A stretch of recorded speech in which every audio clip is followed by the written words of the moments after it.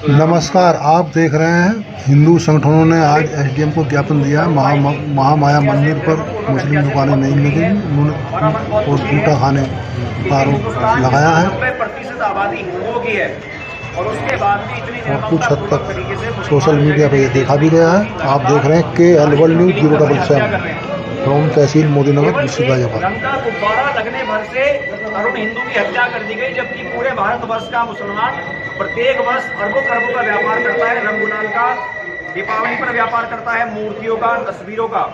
लेकिन उसके बाद भी इतनी नफरत हिंदुओं से करते हैं, ये हमारी समझ से परे है। हमने फर्जी भाईचारा अब नहीं चाहिए, इसलिए हम आज तहसील मोदीनगर में आए और एसडीएम साहब को ज्ञापन दिया है कि अब हम अपने मंदिरों के आसपास मुसलमानों को जो थूकते हैं, पेशाब करते हैं खाने पीने की चीजों में, उनको बिल्कुल भी बर्दाश्त नहीं करेंगे। हमने ये मांग की है तहसील प्रशासन से, एसडीएम साहब के माध्यम से, कि सीकरी मंदिर के 500 मीटर के दायरे में किसी भी मुसलमान की दुकान ना लगाई जाए, और अगर दुकान लगाई गई तो हम वहां मौके पर सत्यापन करेंगे, और लॉ एंड ऑर्डर की स्थिति अगर बिगड़ती है तो प्रशासन उसके लिए स्वयं जिम्मेदार है। हम बार बार कानून को मानने वाले लोग हैं, हम कानून को अपने हाथ में लेना नहीं चाहते, इसलिए हम लोग समय से पहले 19 तारीख को हमारा पहला नवरात्रा है, उससे पहले हम लोग ज्ञापन देने आ गए हैं कि वहां जितने भी ठेकेदार, जो हमारे हिंदू भाई ठेकेदार है, कोई भी ठेकेदार, उन सबको बता दो कि भाई किसी भी मुसलमान को यहाँ दुकान नहीं दोगे, और नहीं तो फिर अव्यवस्था फैलेगी, क्योंकि अब हम फर्जी भाईचारा नहीं सहेंगे। अगर मुसलमानों को अपनी ईद की सेवई खिलानी है, मैं स्पष्ट कर देना चाहता हूँ, तो उनको हमारा रंग भी लगवाना पड़ेगा और दीपावली की मिठाई भी खानी पड़ेगी। भारत माता की जय, भारत माता की जय, हिंदू एकता जिंदाबाद, हिंदू एकता जिंदाबाद। आज हम आपको ज्ञापन देने आए हैं। हमारा मेन जो उद्देश्य है, सभी ने आपको अवगत करा दिया, तो जितने भी वहाँ पर लोग बैठेंगे प्रसाद लगाने के लिए, जितने भी लोग बाहर के लोग आके यहाँ बैठेंगे, उनका सत्यापन आप कराइए। और सत्यापन में अगर वो कहता है कि बबलू ये कोई किसी और हिंदू नाम से दुकानें लगती हैं, लेकिन अगर वो इधर भी निकलता है 500 मीटर की परिधि तक, तो उस पर आपको एक्शन लेना पड़ेगा। जो झूले लगेंगे उसको भी ध्यान रखना है। कल को ऐसा ना हो झूले लगवा दिए जाए किसी हिंदू नाम से, और ठेकेदार वो झूले वाला हो मुस्लिम, तो पता लगे कि उन्होंने कोई नट बोल्ट ढीला कर दिया, उन्होंने कोई ऐसी झूले में व्यवस्था कर दी कि झूला तो झूल रहा है, लगभग हमारे 500-700 आदमी झूले के अंदर बैठे हुए हैं, और नीचे गिरे, कहाँ जाएंगे, क्या होगा उनका? कोई मरेगा, कोई गिरेगा, किसी का कोई अपाहिज हो जाएगा। तो इसका भी आप संज्ञान लें। और जितने भी झूले लगे, मैं ये नहीं कह रहा झूले ना लगे, मैं ये कह रहा हूँ झूले लगे, सब अपना अपना व्यापार करें, लेकिन झूले के साथ साथ में जो उनकी एक रिपोर्ट होती है कि आपने क्या इसका ब्यौरा दिया है, कितनी मजबूती के साथ आप झूला लगा रहे हैं, उसके लिखित में आप उनसे लें। ये हमारी मांग है आपसे। और वहाँ से चिन्हित करके हमें आपको ना देना पड़े कि ये मुसलमान है, ये मुसलमान, जैसे हमने पिछली बार देना पड़ा। मंदिर परिसर के 500 मीटर के दायरे में कोई मुसलमान बर्दाश्त नहीं है। ये सीधा संदेश हम प्रशासन को देना चाहते हैं। कोई झूले वाला नहीं, कोई टेंट वाला नहीं, स्पष्ट बात है।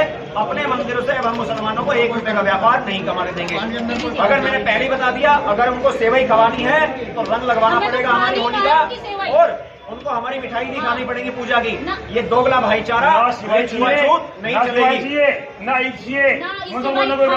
सबसे पहले हिंदू समाज पार्टी सबसे आगे खड़ी होगी, सबसे आगे खड़ी होगी। इस्लाम धर्म में खास तौर से मूर्ति पूजा का विरोध है, और उन लोगों को काफिर कहा गया है। वो कैसे वहाँ शीश झुका देंगे, रंग लगा लेंगे? नहीं झुकाएंगे तो मेले में कोई भी दुकान असंभव है। नहीं, मैं यही तो कह रही हूँ, जब वो हर चीज से परहेज करते हैं, हमें काफी कोई अपना बिजनेस चलाने के लिए ऐसा कर देते हैं। बिल्कुल, जब उनकी कोई भी चीज पवित्र है वो नहीं होती, उनकी क्या कहते हैं मर्यादा भ्रष्ट नहीं होती। सर एक बात और छोटी सी, यदि आपने नहीं किया ना, जैसे एक तो हमें मिल गया तो हम डंडा लेके उतरे हटा देंगे और क्या करेंगे, हम उनका विरोध करेंगे निश्चित रूप से। अगर यदि प्रशासन हमारी मांगों को नहीं मानता, क्योंकि ऐसी कोई भी प्रशासनिक मजबूरी प्रशासन के पास नहीं है। ऐसा कौन सा कार्य है जो हिंदू नहीं कर सकता, प्रशासन को ढूंढ के नहीं ला सकता? आप हमें बता दीजिए। हम ये बात पूछना चाहते हैं, हमारी भावना के अनुरूप कार्य हो, मंदिर हमारा है, मेला परिसर हमारा है, चढ़ावा हमारा है, जो ठेका नगर पालिका को पैसे दिए जाएंगे वो हिंदुओं के चढ़ावे से मिलेंगे, तो क्यों, कैसी क्या समस्या नगर पालिका प्रशासन को हमारी इच्छा के अनुरूप कार्य नहीं कर सकता? वहाँ हिंदुओं का जो चढ़ावा मिल रहा है और किसका चढ़ावा मिल रहा है, लेकिन पैसा मुसलमानों को नहीं कमाना है। आप देख रहे हैं महामाया देवी का मेला आ रहा है, और हिंदू संगठनों ने एसडीएम साहब को ज्ञापन दिया, किस बारे में दिया आपने? देखिए, हमने आज यहाँ सब लोग इकट्ठा हुए हैं। जो 19 तारीख में एक बहुत बड़ा मेला लगता है यहाँ सीकरी माता मंदिर पर, तो वहाँ पर बहुत लोग बाहर से आते हैं, मध्य प्रदेश से भी आते हैं, राजस्थान से भी आते हैं, बहुत दूर दूर से लोग आने अपनी श्रद्धा लेकर आते हैं, क्योंकि एक सिद्धपीठ मंदिर है। इस मंदिर में आस्था लेकर आने वाले लोग और वहाँ पर उनके साथ कुछ लोग घृणित कार्य करते हैं, खून जिहाद करते हैं, मूत्र जिहाद भी करते हैं, बहन बेटे को छेड़ने का काम भी करते हैं। तो हमारी प्रशासन से ये मांग है, हम यहाँ ज्ञापन लेकर इस मुद्दे पर आए हैं कि महामाया मंदिर पर जो बहुत बड़ा मेला लगता है, उस मेले की 500 मीटर की परिधि के अंदर कोई भी मुस्लिम व्यक्ति अपने प्रसाद लगाने का काम ना करे, कोई अपना ठिया लगाने का काम ना करे। यदि लगाता है तो 500 मीटर के दायरे से बाहर लगाए, हमें कोई आपत्ति नहीं है, क्योंकि आस्था का विषय है। बहन बेटियां भी आती हैं, जो व्रत रखते हैं लोग वो भी आते हैं। उस व्रत में जो व्रत का सामान भी रखते हैं, उसमें थूक मिल रहा है, मूत्र मिल रहा है, उनकी आस्था भंग की जा रही है। उनके व्रत पूरे महीने 9 दिन चलता है। और इसको लेकर तो मैं ये चाहता हूँ अपने सभी भाइयों की तरफ से, सभी हिंदू परिवारों की तरफ से, पूरे देश की तरफ से कि 500 मीटर की परिधि में कोई भी विधर्मी ऐसा मेला ना लगाए जिससे कि हमारी आस्था को ठेस पहुँचे, और प्रशासन इसको अपने संज्ञान में ले, इनका सत्यापन करे।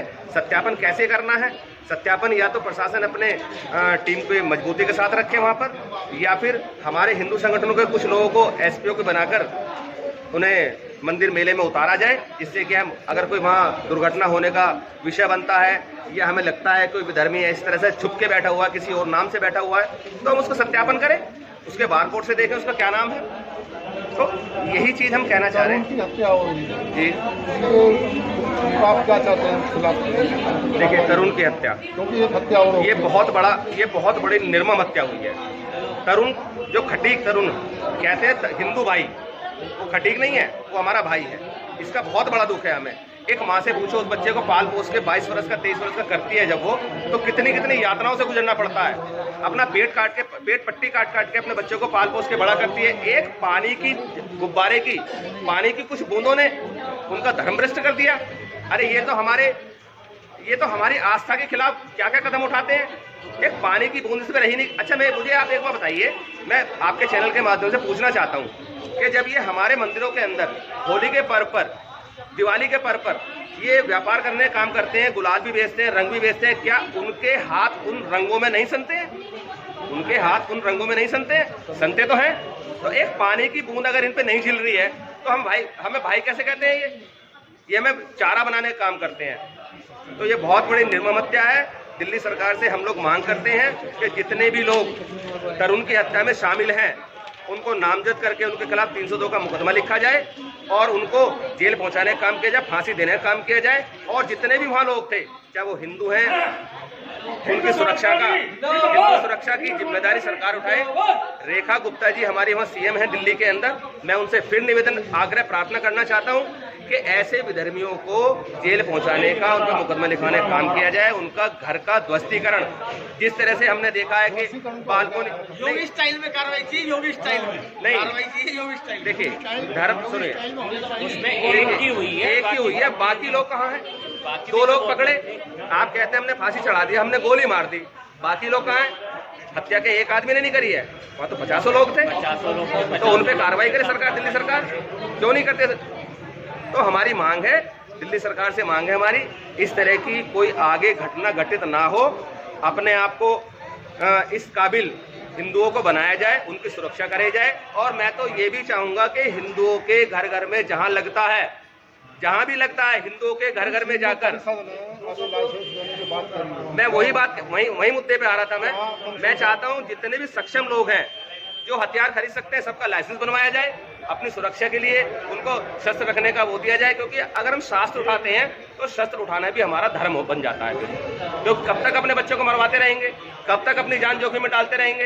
अरे मारना तो एक ही बार मार के खत्म करो। 90% की आबादी हमारी, और हम तुम्हें इतने प्यार से रखते चले आ रहे हैं और तुम हमारे प्यार का दुरुपयोग कर रहे हो, तो ये अब नहीं चलेगा। सरकार से मांग करता हूँ, योगी सरकार से मांग करता हूँ, मैं दिल्ली सरकार से मांग करता हूँ, मैं पूरे देश में अपने प्रधानमंत्री से मांग करता हूँ कि इस तरह का घृणित कार्य आगे से ना हो, इसका विशेष ध्यान दिया जाएगा। धन्यवाद। Thanks for watching. Like, share, subscribe and comment my YouTube channel KL107. Thank you. See you next time.